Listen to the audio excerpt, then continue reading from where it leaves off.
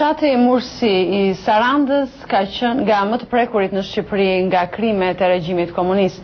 10 banor nga ky fshat u pushkatuan dhe humbën jetën në internime.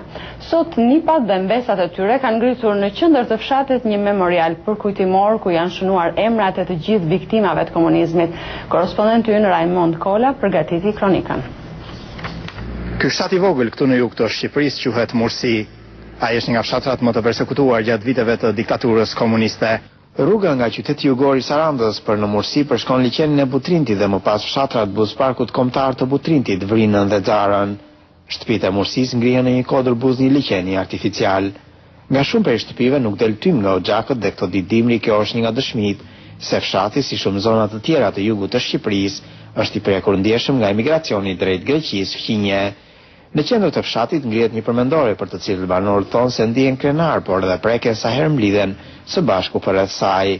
Memoriali kushtohet viktimave të regjimit komunist dhe atyre që vuajtën burgjet dhe internimet. Banorët thonë se megjithëse ka kaluar vite, plagët e regjimit komunist nuk janë mbyllur ende. Shumë prej të përsekutuarve tashmë kanë vdekur, ndërsa nipat e tyre tregojnë historitë. Stavros Amuli thot se banorët e Mursis bën rreth 1200 vite burg në burgjet më të egra të regjimit komunist, duke kthyer kështu Mursin në një nga zonat më të përsekutuara të Shqipërisë. Fjalë ishte vetë sistemi me fjalë që erdhi që i solli këto gjëra. Për rreth 1200 vjet burg për i fshatit. Megjithatë mendoj dhe nga problemi se ishte shumë afër kufirit dhe donte që Enver Hoxha ta shtypte gjithë popullin që ishte afër kufirit ta mbante më në mbyqyrje, mendoj se dhe nga ajo ishte baza e parë.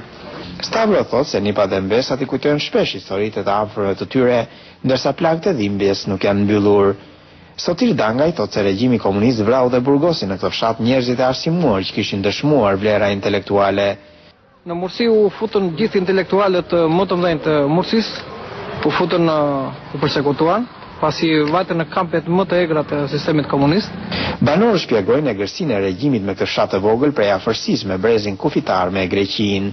Shtëpitë e fshatit sipas banorëve kanë qenë gati 3 kilometra larg nga brezi i telit me gjëmba që ndante të dy shtetet dhe shpesh banorët arrinin të dinin legalisht përtej kufirit. Kur ktheheshin tregonin për ato që kishin parë dhe pas pak ditësh e psonin duke u burgosur apo internuar.